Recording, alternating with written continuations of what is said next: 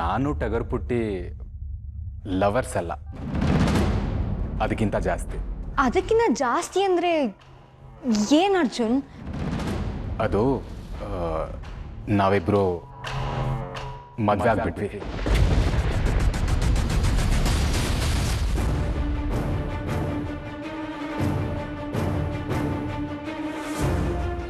ತಮಾಷೆ ಮಾಡ್ಬಿಡ ಅರ್ಜುನ್, ನೀನು ತಮಾಷೆ ಮಾಡ್ತಿದ್ಯಾ ತಾನೆ? ಇಲ್ಲ, ಅದಕ್ಕೆ ನಿಜಾನೇ ಹೇಳ್ತಿದ್ದೀನಿ. ನಾವೀಗ ಗಂಡ ಹೆಂಡತಿ. ಏನೋ ನೀನು ಯಾರಾದ್ರೂ ಹೇಳ್ದಕ್ಕಿಲ್ಲೇ ಮದ್ವೆ ಆಗ್ತಾರ? ಅದಕ್ಕೆ ನೀವು ಅಣ್ಣ ಲವ್ ಮಾಡಿ ಮದುವೆ ಆಗಿದ್ದು ದೇವಸ್ಥಾನದಲ್ಲೇ ಅಲ್ವಾ? ಅದೇ ಥರ ನಾವು ಮದುವೆ ಆದ್ವಿ. ನಾನು ನಿಮಗೆ ಹೇಳಿಲ್ಲ ಅಂತ ನಿಮಗೆ ಕೋಪ ಬರೋದು ಸಹಜನೇ. ಅದಕ್ಕೆ ಐ ಆಮ್ ವೆರಿ ಸಾರಿ. ಅದಕ್ಕೆ ಅಲ್ಲ ಅರ್ಜುನ್, ನೀನು JP ಪಾಟೀಲ್ ಮಗ ಅಂತ ಅವಳಿಗೆ ಹೇಳಿದ್ಯಾ? ಅದೇ ನನ್ನ ಮುಂದಿರೋ ದೊಡ್ಡ ಸಮಸ್ಯೆ. ಅದಕ್ಕೆ ನಾನು ಎಷ್ಟೇ ಪ್ರಯತ್ನ ಪಟ್ಟರೂ ಆ ಒಂದು ವಿಷಯನ ಹೇಳಕ್ಕಾಗ್ತಿಲ್ಲ.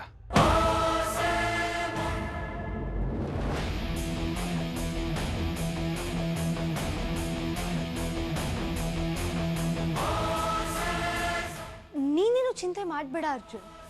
ನನ್ನ ಚರಣ್ಣ ಮಾವ ಹೇಗೆ ಅರ್ಥ ಮಾಡ್ಕೊಂಡ್ರೋ ನಿನ್ನೂ ಹಾಗೆ ಅರ್ಥ ಮಾಡ್ಕೋತಾರೆ. ಸ್ವಲ್ಪ ಟೈಮ್ ಕೊಡಬೇಕು ಅಷ್ಟೆ. ಅರ್ಜುನ್, ಈ ವಿಚಾರ ನಿನ್ನ ಬಿಟ್ರೆ ಬೇರೆ ಯಾರಿಗೆ ಗೊತ್ತು? ಅಜ್ಜಿಗೆ ಮಾತ್ರ ಗೊತ್ತು. ಇವನು ಕಿತ್ತೋಗಿರೋ ಲವ್ಗೆ ಆ ಮುದುಕಿ ಸಾತ್ ಬೇರೆ. ಇವರೆಲ್ಲ ಮಾವನ ಹತ್ರ ಸಿಗಾಕೊಂಡ್ರೆ ಆಚೆ ದಬ್ಬಿ ಸರಿಯಾಗಿ ಪಾಠ ಕಲಿಸ್ತಾರೆ. ಅದಕ್ಕೆ ನೀವು ಯಾರಿಗೂ ಹೇಳಬೇಡಿ, ಆಯ್ತಾ? ಅಯ್ಯೋ ಛೇ, ಇಲ್ಲಪ್ಪ, ನಾನು ಯಾರಿಗೂ ಹೇಳೋದಿಲ್ಲ. ಈ ಗುಟ್ಟನ್ನ ನೀನೇ ಎಲ್ಲರಿಗೂ ಹೇಳಬೇಕು ಅರ್ಜುನ್. ಆದಷ್ಟು ಬೇಗ ನೀನೇ ಎಲ್ಲರಿಗೂ ಹೇಳಿ ಎಲ್ಲರೂ ನಿನ್ನನ್ನು ಅರ್ಥ ಮಾಡ್ಕೊಳ್ಳೋ ಹಾಗಾಗ್ಲಿ. ಹೌದಕ್ಕೆ ಅಷ್ಟಾದರೆ ಸಮಾಧಾನ. ಓಕೆ, ಅದಕ್ಕೆ ಟೈಮ್ ಆಗ್ತಿದೆ, ನಾನು ಹೋಗಿ ಬರ್ತೀನಿ. ಹುಷಾರು. ಬಾಯ್.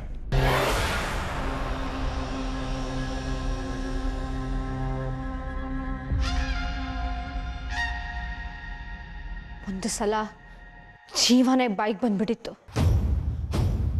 ಆದರೆ ಭಾರ್ಗವಿಗೆ ವಿಷಯ ಗೊತ್ತಿಲ್ಲ ಅಂತ ಗೊತ್ತಾಗಿ ಸಮಾಧಾನ ಆಯ್ತು. ಆ ವಂದನ ಬದಲಿಗೆ ಭಾರ್ಗವಿ ಏನಾದರೂ ಈ ಮನೆಗೆ ಬಂದರೆ ನನ್ನ ಸಂಸಾರ ಹಾಳಾಗುತ್ತೆ, ಚರಣ್ ತಲೆ ಇನ್ನೂ ಕೆಡುತ್ತೆ. ಹಾಗಾಗ್ಬಿಡ್ಬಾರ್ದು.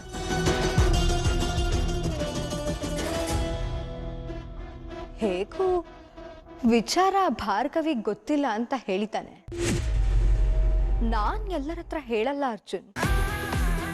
ಯಾರ ಹತ್ರ ಹೇಳಬೇಕೋ ಅವ್ರ ಹತ್ರ ಮಾತ್ರ ಹೇಳಿ ನಿನ್ನ ಬದುಕಿಗೆ ಬೆಂಕಿ ಹಚ್ತೀನಿ. ಮುಂದೇನ್ ಮಾಡ್ಬೋದು ಅಂತ ಆ ಮಹಾನ್ ಭಾವನೆ ನೋಡ್ಕೋತಾರೆ.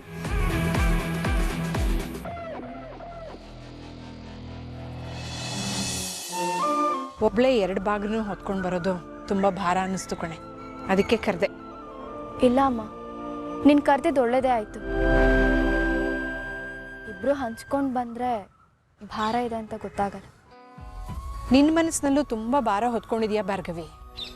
ಏನಿದೆಯೋ ಹೇಳ್ಕೊಂಬಿಡು, ಮನಸ್ಸು ಹಗುರವಾಗತ್ತೆ ಕಣೆ.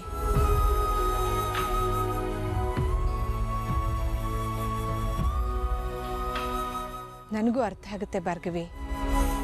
ಸಂಧ್ಯನ್ ಕಳ್ಕೊಂಡಿರೋ ನೋವು ಅಷ್ಟು ಬೇಗ ಹೋಗೋದಿಲ್ಲ ಕಣೆ. ನಾನು ಕರೀದೆ ಹೋದ್ರು ನನ್ನ ಜೊತೆ ಅವಳೇ ಮಾರ್ಕೆಟಿಗೆ ಬಂದ್ಬಿಡ್ತಾ ಇದ್ಲು. ಮನೆ ತುಂಬ ಓಡಾಡ್ಕೊಂಡು ಅಮ್ಮ ಆ ಕೆಲಸ ಮಾಡ್ಲಾ, ಅಮ್ಮ ಈ ಕೆಲಸ ಮಾಡ್ಲಾ ಅಂತ ನಗ್ನಗ್ತಾ ಓಡಾಡ್ಕೊಂಡಿರ್ತಾ ಇದ್ಲು. ಈಗ ಅವಳಿಲ್ಲ ಅನ್ನೋದನ್ನ ನನಗೆ ನಂಬೋಕ್ಕಾಗ್ತಿಲ್ಲ ಭಾರ್ಗವಿ. ನಿನ್ನ ಪರಿಸ್ಥಿತಿ ನಮಗೆ ಅರ್ಥ ಆಗುತ್ತೆ. ಏನು ನಡಿಬಾರದೆ ನಡೆದೋಯ್ತು. ಹಾಗಂತ ಎಷ್ಟು ದಿನ ಅಂತ ನೀನು ಹೀಗಿರ್ತೀಯ ಭಾರ್ಗವಿ? ಬುದ್ಧಿಗೆ ಅರ್ಥ ಆಗಿದ್ದು ಮನ್ಸಿಗೂ ಅರ್ಥ ಆಗ್ಬೇಕಲ್ವಾ ಅಮ್ಮ? ಎಲ್ಲದಕ್ಕೂ ಟೈಮ್ ಬೇಕು. ನಾನೊಂದು ಮಾತು ಹೇಳ್ತೀನಿ, ಕೇಳ್ತೀಯಾ? ಏನಪ್ಪ ನಮ್ಮಮ್ಮ ಇಂಥ ಸಮಯದಲ್ಲಿ ಹೀಗೆ ಮಾತಾಡ್ತಿದ್ದಾಳೆ ಅಂತ ಅನ್ಕೋಬೇಡ ಭಾರ್ಗವಿ. ಇಲ್ಲ ಅಮ್ಮ, ಹೇಳು. ನೀನು ಒಂದು ಮದುವೆ ಆಗ್ಬಿಡು, ಎಲ್ಲ ಸರಿ ಹೋಗತ್ತೆ ಕಣೆ.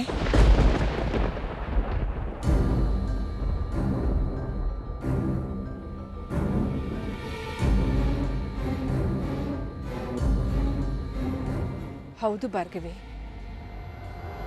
ನೀನೊಂದು ಮದುವೆ ಅಂತ ಆದರೆ ಹದಗೆಟ್ಟಿರೋ ನಿಮ್ಮ ಅಪ್ಪನ ಆರೋಗ್ಯ ಸುಧಾರಿಸತ್ತೆ. ಮನೆಗೆ ಅಳಿಯ ಬಂದರೆ ಮರ್ತು ಹೋಗಿರೋ ನಿನ್ನ ನಗು ಮತ್ತೆ ವಾಪಸ್ ಬರುತ್ತೆ.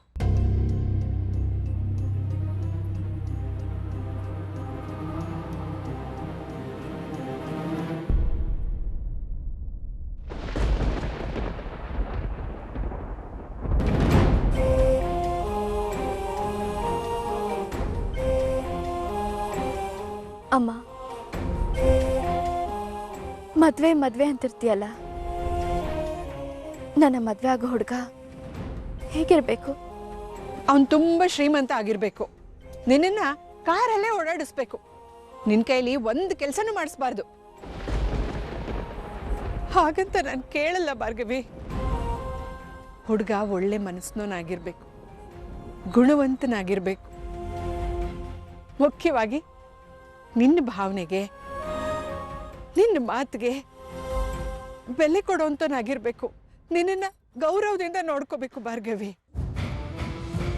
ನಮಗೆ ನಿನ್ನನ್ನು ಬಿಟ್ರೆ ಇನ್ನು ಯಾರಿದ್ದಾರೆ ಭಾರ್ಗವಿ? ಅಪರೂಪಕ್ಕೆ ನೀವಿಬ್ರು ನಮ್ಮ ಮನೆಗೆ ಬಂದಾಗ 4 ದಿನ ನಮ್ಮ ಜೊತೆ ಹೊಂದ್ಕೊಂಡು ನಗ್ನಗ್ತಾ ನಮ್ಮ ಮಗನಾಗಿ ಇದ್ದು ಹೋಗ್ಬೇಕು. ನಿನ್ನನ್ನು ಚೆನ್ನಾಗಿ ನೋಡ್ಕೋಬೇಕು. ನೀವಿಬ್ರು ದುಡಿರಿ, ಅದು ನಿಮ್ಮ ಅಗತ್ಯಕ್ಕೆ ಎಷ್ಟು ಬೇಕೋ ಅಷ್ಟಿರಲಿ. ಒಟ್ಟಿನಲ್ಲಿ ನೀವಿಬ್ರು ನೆಮ್ಮದಿಯಾಗಿ ಜೀವನ ಮಾಡೋದನ್ನ ನಾವು ನೋಡಬೇಕು. ಅಮ್ಮ ಹೇಳ್ತಿರೋದು ಪಾರ್ಥನೆ ಗುಣಗಾನ ಮಾಡ್ದ ಹಾಗಿದೆ. ಅವ್ರು ಹೇಳಿರೋ ಪ್ರತಿ ಗುಣನೂ ಅವರಲ್ಲಿದೆ. ಆದ್ರೆ ಅವನನ್ನ ಕರ್ಕೊಂಡು ಬಂದು ಪರಿಚಯ ಮಾಡ್ಸೋಕೆ ಮುಹೂರ್ತನೇ ಕೊಡ್ತಿಲ್ವೇ?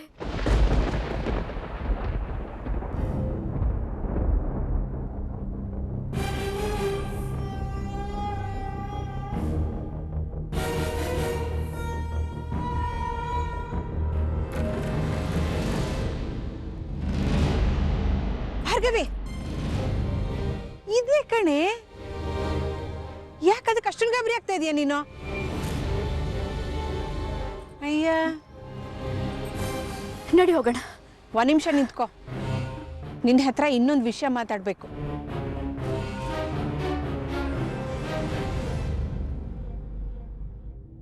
ಏನಮ್ಮ?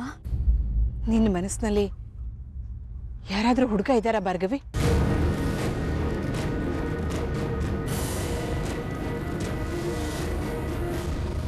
ಯಾಕಮ್ಮ ಹೀಗೆ ಕೇಳ್ತಿದ್ಯಾ? ನೀನು ಯಾವುದಾದ್ರೂ ಹುಡುಗನ ಇಷ್ಟಪಟ್ಟಿದ್ರೆ ನಮ್ಮ ಹತ್ರನೇ ನೇರವಾಗಿ ಹೇಳು ಭಾರ್ಗವಿ. ನಾವೇ ಸಂತೋಷವಾಗಿ ನಿಮ್ಮಿಬ್ರಿಗೂ ಮದುವೆ ಮಾಡಿಸ್ತೀವಿ. ಬೃಂದ ಓಡ್ ಹೋಗಿ ಮದುವೆ ಮಾಡಿಕೊಂಡು ನಮ್ಮ ಮರ್ಯಾದೆ ತೆಗೆದುಬಿಟ್ಲು.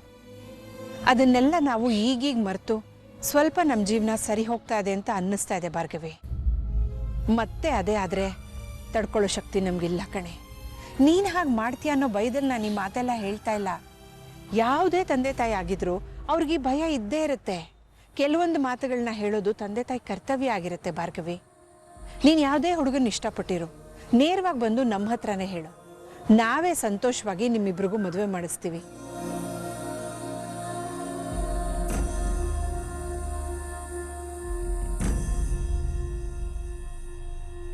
ಆಗೋದೆಲ್ಲ ಆಗೋಯ್ತು ಅರ್ಜುನ್. ಮದ್ವೆ ಬಗ್ಗೆ ಏನ್ ಡಿಸೈಡ್ ಮಾಡ್ದೆ? ಅಲ್ಲ, ನಿನ್ ಮದ್ವೆ ಬಗ್ಗೆ ನಾನ್ಯಾಕೆ ತಲೆ ಕೆಡ್ಸ್ಕೊಳ್ಳಿ? ನಾನ್ ಯಾಕೆ ತಲೆ ಕೆಡ್ಸ್ಕೊಳ್ಳಿ ಅಂದ್ರೆ, ನಾನ್ ನಿನ್ನನ್ನು ಸೇರಿಸಿ ನಮ್ಮ ಮದ್ವೆ ಬಗ್ಗೆ ಕೇಳ್ತಾ ಇದ್ದೀನಿ. ಅವತ್ತೇನೋ ಭಯಪಟ್ಟು ಓಡ್ ಹೋದೆ. ಮತ್ತೆ ಹಾಗಾಗ್ಬಾರ್ದಲ್ವಾ? ಈ ಸಲ ನೀನೇ ನನಗ್ ಧೈರ್ಯ ತುಂಬಿ ನಗ್ನಗ್ತಾ ನನಗ್ ತಾಳಿ ಕಟ್ಬೇಕು.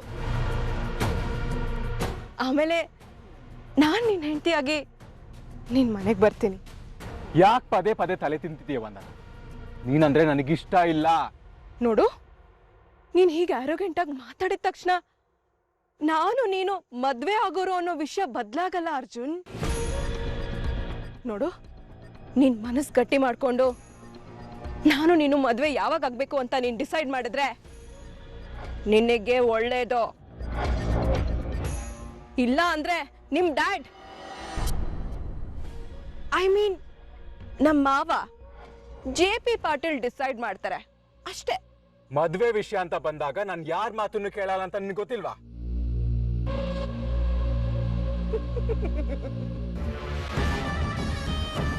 ನೀನ್ ಭಾರ್ಗವಿನ ನಂಬ್ಕೊಂಡು ಹೀಗೆಲ್ಲ ಮಾತಾಡ್ತಿದ್ಯಾ ಅರ್ಜುನ್? ಅವಳು ನಂಬ್ಕೊಂಡಿರೋ ಫಸ್ಟ್ ಕ್ಲೈಂಟ್ ಆ ಸಂಧ್ಯಾಗೆ ನ್ಯಾಯ ಕೊಡ್ಸಕ್ಕಾಗ್ಲಿಲ್ಲ.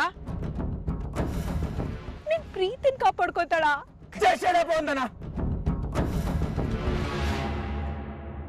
ನನ್ನ ಹೆಂಡತಿ ಬಗ್ಗೆ ಇನ್ನೊಂದು ಮಾತಾಡಿದ್ರು ಪರಿಣಾಮ ನೆಟ್ಟಗಿರಲ್ಲ.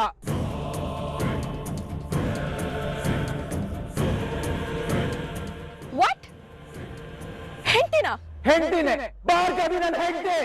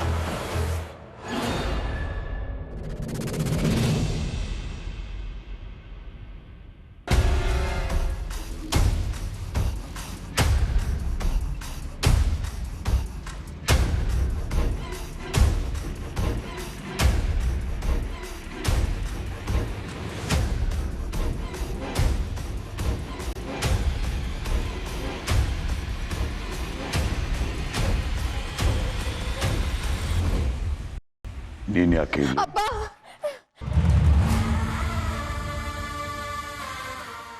ನಾನು ಮಾಡಿರೋ ತಪ್ಪು ಅಂತ ನನಗೆ ಗೊತ್ತು. ಆದ್ರೆ ಸಂಧ್ಯಾ ಸಾವಿಂದ ನನಗೀಗ ಅರ್ಥ ಆಗಿದೆ ಅಪ್ಪ. ಏನೋ ನನಗೆ ಗೊತ್ತಿಲ್ಲದೆ ನಿಮ್ಮ ಮಾತಿನ ವಿರುದ್ಧವಾಗಿ ನಡ್ಕೊಂಡೆ. ನಿಮಗೆ ಸಾಕಷ್ಟು ಅವಮಾನ ಮಾಡಿದ್ದೀನಿ. ಇನ್ಯಾವತ್ತೂ ಹೀಗೆ ನಡ್ಕೊಳಲ್ಲಪ್ಪ. ಪ್ಲೀಸ್ ಪ್ಲೀಸ್ ನನ್ನ ಕ್ಷಮಿಸಿ.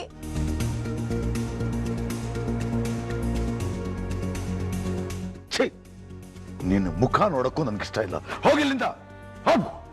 ಹಾಗಲ್ಲ ಅಪ್ಪ. ಸಾಕು, ನೀನ್ ಮಾತಾಡ್ಬೇಡ. ನೀ ಆಡೋದೆಲ್ಲ ನಾಟಕ, ಹೇಳೋದೆಲ್ಲ ಸುಳ್ಳು ಅಂತ ನನಗೆ ಚೆನ್ನಾಗಿ ಗೊತ್ತು. ಬೀದಿಲಿ ನಿಂತ್ಕೊಂಡು ಟ್ರಂಪಾಟ ಮಾಡಿ ನಿನ್ನ ಆಳ್ಗಳು ಬಿಟ್ಟು ನಾನು ಹೊಡ್ಸಿದ್ಯಲ್ಲ ನೀನು. ನಿಮ್ಮಪ್ಪನ್ನ ಸಮಾಧಾನ ಆಗಿಲ್ವ ನಿನಗೆ? ಸಾಕಮ್ಮ ತಾಯಿ, ಸಾಕು. ನಿನ್ನ ಸವಾಸ ಸಾಕು ನಮಗೆ. ನೋಡು, ನಿನ್ನ ಮೇಲೆ ಈ ಮನೆಯಲ್ಲಿ, ಈ ಮನಸ್ಸಿನಲ್ಲಿ ನಿನಗೆ ಜಾಗ ಇಲ್ಲ. ಹೊರಟೋಗಚ್ಚ, ಹೊರಟೋಗ್.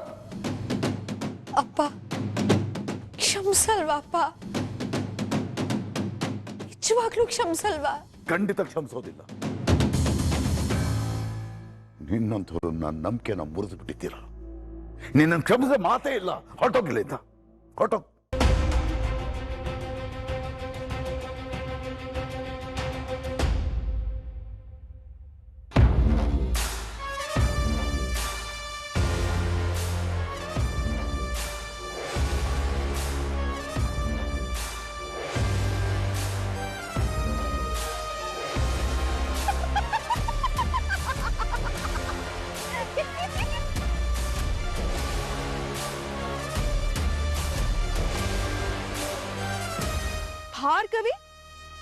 ಮದ್ವೆ ಆಗ್ತಾಳ? ಅವಳು JP ಪಾಟೀಲ್ ಮಗ ಅರ್ಜುನ ಮದ್ವೆ ಆಗ್ತಾಳ?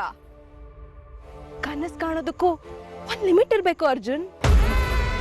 ನೀನ್ ನಂಬಿದ್ರು ಬಿಟ್ರು ಅದೇ ನಿಜ. ನಾವಿಬ್ರು ಆಲ್ರೆಡಿ ಮದುವೆ ಆಗಿದೆ.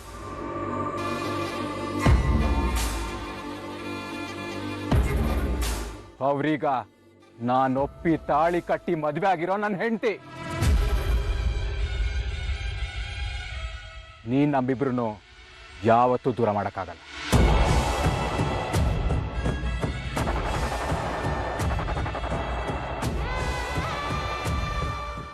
ಎಷ್ಟು ತಮಾಷೆ ಮಾಡ್ತೀಯ ಅರ್ಜುನ್.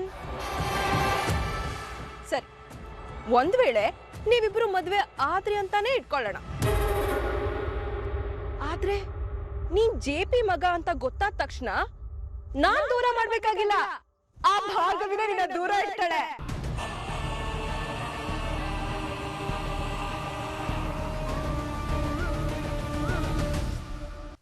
ನೋಡು ಅರ್ಜುನ್, ಅಷ್ಟು ಸುಲಭವಾಗಿ ನನ್ನನ್ನ ಬಿಟ್ಟು ಅವಳು ಯಾವಳ ಮದ್ವೆ ಆಗೋ ಕನಸ್ ಕಾಣ್ಬೇಡ. ಆ ಕಡೆ JP ಅಂಕಲ್ ಆ ಭಾರ್ಗವಿನ ಕೋರ್ಟ್ಗೆ ಬರ್ದೇ ಇರೋ ಹಾಗೆ ನೋಡ್ಕೋತಾರೆ. ಈ ಕಡೆ ನಾನು ಅವಳು ನಿನ್ ಲೈಫಿಗೆ ಬರ್ದೇ ಇರೋ ಹಾಗೆ ನೋಡ್ಕೋತೀನಿ.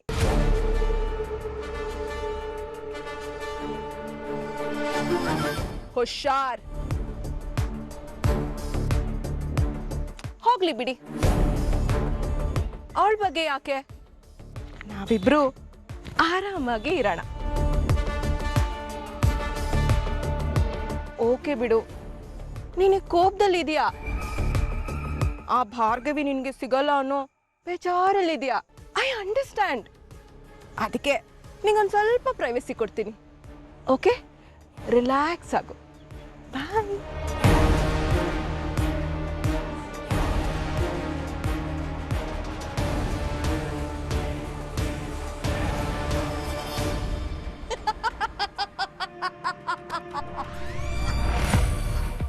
ಕ್ಷಮಿಸಲ್ವಾ ಅತ್ತೆ? ನಿಮ್ಮ ಅಣ್ಣ ನನ್ನ ಕ್ಷಮಿಸಲ್ವಂತೆ.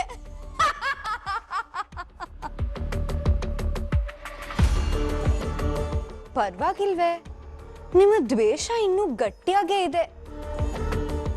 ಮಗಳ ಕಣ್ಣಲ್ಲಿ ಕಣ್ಣೀರ್ ನೋಡಿ ಕರಗ್ತೀರೇನೋ ಅನ್ಕೊಂಡಿದ್ದೆ. ನಾನು ನಿಮ್ಮ ನಂಬಿಕೆನ ಮುರಿದಿದ್ದೀನಿ ಅನ್ನೋದಕ್ಕೆ ಈ ದ್ವೇಷ ಅಲ್ವಾ? ಅಕಸ್ಮಾತ್ ನಿಮ್ಮ ಪ್ರೀತಿಯ ಮಗಳು ಇದೇ ತಪ್ಪು ಮಾಡಿದ್ರೆ ಅವಳನ್ನು ಇಷ್ಟೇ ದ್ವೇಷ ಮಾಡ್ತೀರಾ?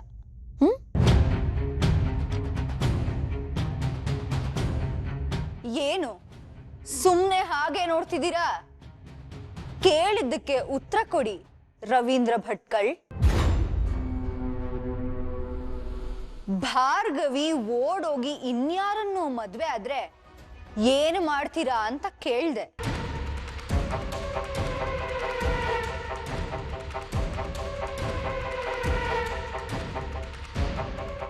ಈ ರೋಷ, ಈ ದ್ವೇಷ ಅವಾಗ್ಲೂ ಹಾಗೆ ಇರುತ್ತಾ?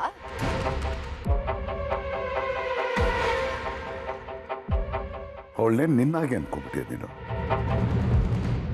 ಅವಳು ಯಾರನ್ನಾದ್ರೂ ಇಷ್ಟಪಟ್ಟಿದ್ರೆ ಕರ್ಕೊಂಬಂದು ನನ್ನ ಮುಂದೆ ನಿಲ್ಲಿಸ್ತಾಳೆ. ಅಪ್ಪ, ನಾನು ಇವನ್ನ ಪ್ರೀತಿಸಿದ್ದೀನಿ, ಇವನ ಜೊತೆ ಮದುವೆ ಆಗಬೇಕು ಅಂತ ನನ್ನ ಹತ್ರ ಕೇಳ್ಕೊಳ್ತಾಳೆ. ನಾನು ಖುಷಿಯಾಗಿ ಆ ಹುಡುಗನಿಗೆ ದಾರಿ ಕೊಡ್ತೀನಿ. ನಾನು ನಿನ್ನಾಗೆ ನೀಚ ಬುದ್ಧಿ ತೋರಿಸಿ ಅಪ್ಪ ಅಮ್ಮನ ಹೆಸರಿಗೆ ಮಸಿ ಬಳಿದು ಮನೆ ಬಿಟ್ಟು ಓಡೋಗಲ್ಲ ಅವಳು. ಇದು ಇದ್ದೇ ಬೇಕಾಗಿರೋದು. ಮಗಳ ಮೇಲೆ ಬೆಟ್ಟದಷ್ಟು ನಂಬಿಕೆ. ಅತ್ತೆ, ಈಗ ನಾನು ಹೇಳೋ ವಿಚಾರ ಕೇಳಿದ್ರೆ ನಿಮ್ಮ ಅಣ್ಣನ ಎದೆ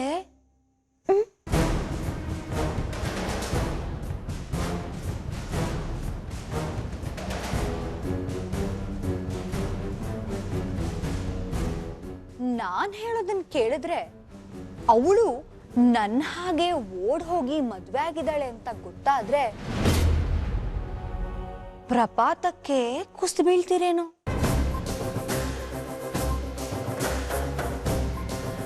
ಬಾಯಿಗೆ ಬಂದಾಗ ಮಾತಾಡಬೇಡ ಬೃಂದ. ನಿನ್ನ ಹತ್ರ ಏನು ಮಾತು? ನನ್ನ ಮಗಳು ಭಾರ್ಗವಿಗೆ ನೀನು ಕ್ಯಾರೆಕ್ಟರ್ ಸರ್ಟಿಫಿಕೇಟ್ ಕೊಡ್ಬೇಕಾಗಿಲ್ಲ. ಹೌದಾ? ಸರಿ, ಹಾಗಿದ್ರೆ ನಿಜ ಏನು ಅಂತ ನಿಮ್ಮ ಮಗಳ ಬಾಯಲ್ಲೇ ಹೇಳಿಸ್ತೀನಿ.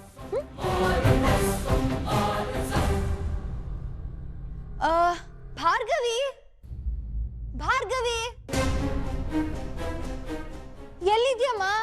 ಸ್ವಲ್ಪ ಹೊರಗಡೆ ಬಾ.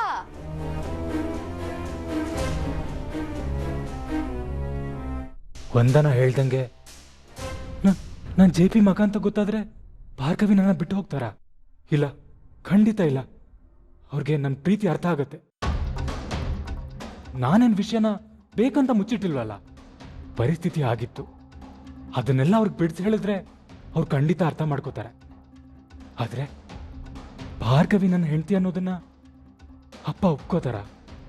ದ್ವೇಷ ಮರೆತು ಅವ್ರನ್ನ ಸೊಸೆ ಅಂತ ಒಪ್ಕೋತಾರ? ಇಬ್ರು ಜಗಳಾಡಿ ನೀನ್ ಯಾರ ಪರ ಅಂತ ಕೇಳಿದ್ರೆ ನಾನೇನ್ ಮಾಡ್ಲಿ?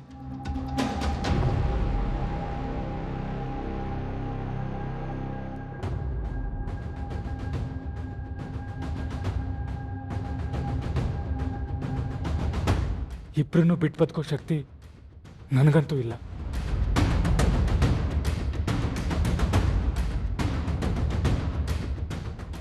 ದೇವ್ರೆ, ನೀನೇ ಇದಕ್ಕೆ ದಾರಿ ತೋರಿಸ್ಬೇಕು.